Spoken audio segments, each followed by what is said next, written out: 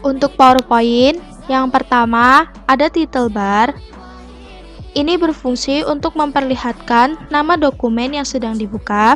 Kemudian, pojok kiri atas ada Quick Access Toolbar.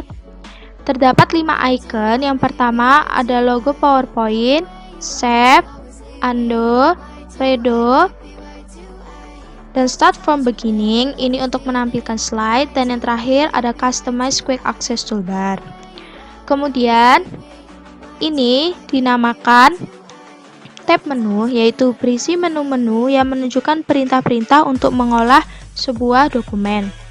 Kemudian ada ribbon tool, ini menu-menu yang terletak pada tab menu.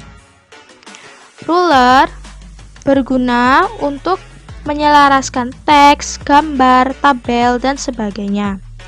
Slide ini berisi lembar tayangan yang berfungsi untuk menampilkan apa yang dibuat pengguna dan diperintah pengguna. Kemudian jika kita perbesar, ini terdapat scroll bar berfungsi untuk menggeser lembar kerja secara horizontal dan vertikal. Selanjutnya ada status bar. Ini untuk menunjukkan status sebuah dokumen. Di sini ada zoom slider, ini memperbesar dan memperkecil tampilan slide. Kemudian ada navigation, ini berisi tampilan kecil dari halaman slide untuk mempermudah navigasi ke halaman slide yang akan diedit. Dan yang terakhir ini ada note bar, ini merupakan bar yang bisa diisi dengan catatan. Selanjutnya kita akan membahas fungsi dari ribbon tool satu persatu. Yang pertama ada file. Di dalam file terdapat info, new, open, save, save as, print, share, export, close, account, dan option. Kemudian yang kedua ada home. Home terdapat 6 menu. Yang pertama ada clipboard. Di dalam clipboard terdapat paste, yaitu berfungsi untuk menempelkan hasil copy atau cut. Kemudian ada cut, ini berfungsi untuk memotong teks yang sudah ditandai. Copy ini berfungsi untuk membuat salinan dari teks yang diblok atau objek yang dipilih. Dan format painter ini meniru format suatu bagian, kemudian diterapkan ke bagian lainnya. Menu yang kedua yaitu slide. Di dalam slide terdapat new slide, ini menambah halaman slide baru. Kemudian ada layout, ini berfungsi untuk memilih jenis tata letak. Kemudian ada reset, ini berfungsi untuk menghapus format yang telah diterapkan pada halaman slide sehingga kembali ke format default. Dan yang terakhir ada section, ini berfungsi untuk membagi halaman slide. Kemudian menu font, di dalam menu font terdapat font box. Ini berfungsi untuk memilih beberapa jenis huruf. Kemudian ada font size box, ini berfungsi untuk mengubah ukuran huruf. Kemudian ada increase font size, ini memperbesar ukuran huruf secara bertahap. Dan decrease font size, ini memperkecil ukuran huruf secara bertahap. Clear all formatting, ini berfungsi untuk menghapus seluruh format yang telah diterapkan dalam teks. Kemudian ada bold, ini berfungsi untuk menebalkan huruf. Italic, ini berfungsi untuk membuat huruf menjadi miring. Underline, ini berfungsi untuk memberi garis bawah pada teks. Text shadow ini berfungsi untuk memberi efek bayangan pada teks. Strike through ini berfungsi untuk memberi garis coretan pada teks di bagian tengah. Kemudian ada character spacing, ini mengatur jarak spasi pada teks. Change case ini berfungsi untuk mengubah teks menjadi huruf besar atau menjadi huruf yang kecil. Kemudian ada font color, ini berfungsi untuk mengubah warna huruf dari teks yang dipilih. Di dalam menu paragraf ini terdapat bullet, berfungsi untuk membuat paragraf penomoran dengan titik, bulat, atau objek lainnya. Numbering ini membuat paragraf penomoran dengan angka dan atau dengan huruf. Kemudian ini ada decrease indent, ini menggeser identitas halaman ke sebelah kiri, dan increase indent ini menggeser identitas halaman ke sebelah kanan. Kemudian ada line spacing, ini berfungsi untuk mengatur jarak spasi antar teks. Link text left ini berfungsi untuk mengatur teks menjadi rata kiri. Center ini berfungsi untuk mengatur teks menjadi rata tengah. Align text right ini berfungsi mengatur teks menjadi rata kanan. Dan justify ini berfungsi untuk mengatur teks menjadi rata kanan dan kiri. Kemudian ada column, ini berfungsi untuk mengubah jumlah kolom pada teks. Text direction ini berfungsi untuk mengatur arah penulisan horizontal atau vertikal.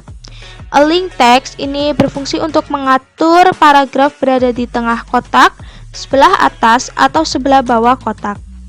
Kemudian yang terakhir ada convert to smart art, ini berfungsi untuk mengubah penomoran agar berada di dalam object space.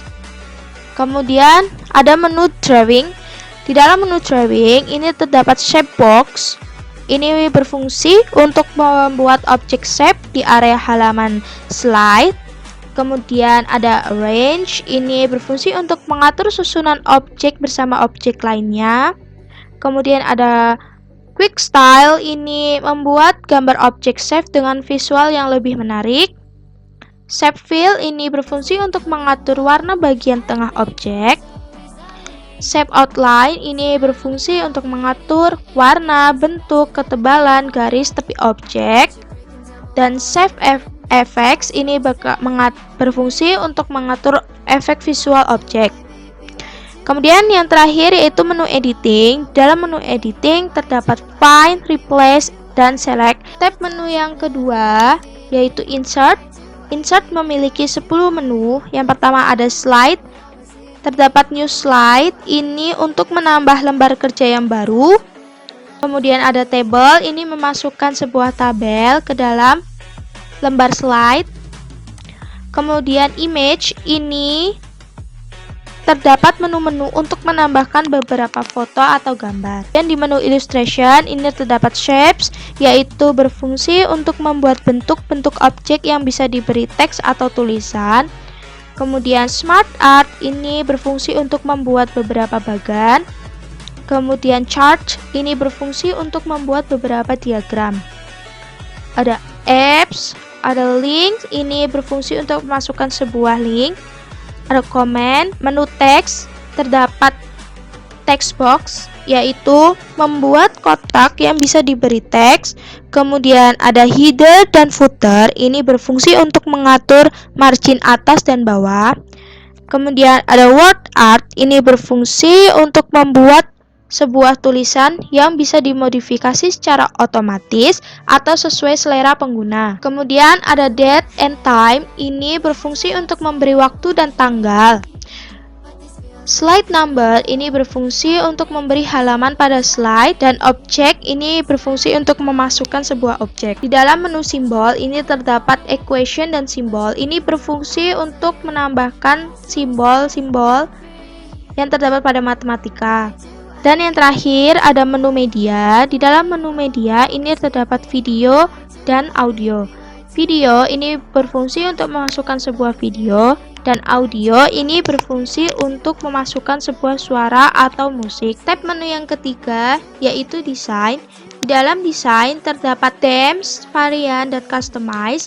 Selanjutnya yaitu ada transition, preview, ini melihat hasil slide sementara. Kemudian ada transition to the slide. Bagian ini berisikan beragam efek transisi yang menarik yang dapat dipilih untuk diterapkan ke dalam slide. Kemudian ada efek option, ini berfungsi untuk menyediakan customasi pada efek transisi yang terpilih. Kemudian di menu timing, yang pertama ada sound, ini memberi efek suara di saat perpindahan halaman slide sedang berlangsung. Kemudian ada durasi, ini mengatur durasi efek transisi. Kemudian ada apply to all, ini menerapkan efek transisi yang terpilih ke setiap halaman slide yang sudah dibuat. Kemudian ada on mouse click, ini bagian dari advanced slide.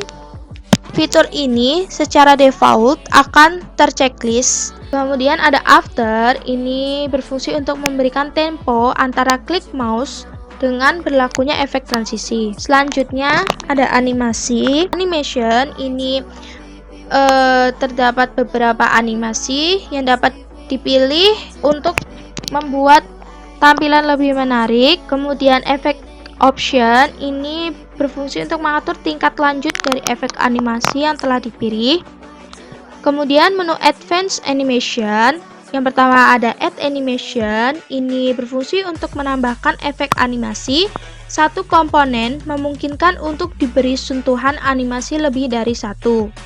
Kemudian ada animation pen, ini berfungsi untuk menampilkan atau menyembunyikan panel animasi di sebelah kanan jendela aplikasi, sehingga memungkinkan untuk menambahkan efek animasi pada satu komponen secara ternavigasi. Kemudian ada trigger, ini berfungsi untuk memberikan kondisi tertentu pada animasi. Kemudian ada animation painter, ini berfungsi untuk menyalin efek animasi dari suatu objek agar bisa diterapkan pada objek lainnya. Dan yang terakhir ada timing. Kemudian selanjutnya ada slideshow. Menu start slideshow, yaitu ada from beginning, ini berfungsi untuk menampilkan hasil dari awal hingga akhir slide. Kemudian from current slide, ini berfungsi untuk menampilkan slideshow dari slide pilihan. Kemudian ada present online, ini berfungsi untuk menampilkan slide menggunakan jaringan online. Kemudian ada custom slideshow, ini berfungsi untuk menampilkan slide sesuai keinginan kita. Kemudian ada setup. Di dalam setup terdapat setup slideshow, ini berfungsi untuk melakukan pengaturan slide saat slide yang sedang dikerjakan. Kemudian ada hide slide, ini berfungsi untuk menyembunyikan slide. Kemudian rehearse timings, ini berfungsi untuk menentukan durasi waktu otomatis saat slide sedang dijalankan. Record slideshow berfungsi untuk melakukan rekaman audio narasi selama pemutaran slide berlangsung. Kemudian play narration, ini berfungsi untuk memutar narasi audio dan gerakan pointer selama slide berlangsung. Use timings, ini berfungsi untuk memutar slide dan waktu animasi selama slide sedang berlangsung. Dan yang terakhir ada show media controls, ini berfungsi untuk mengontrol klip video. Dan yang terakhir yaitu monitor. Dan yang terakhir ada monitor. Selanjutnya ada review. Dalam review terdapat 4 menu. Untuk yang terakhir yaitu view. Di dalam view terdapat 7 menu.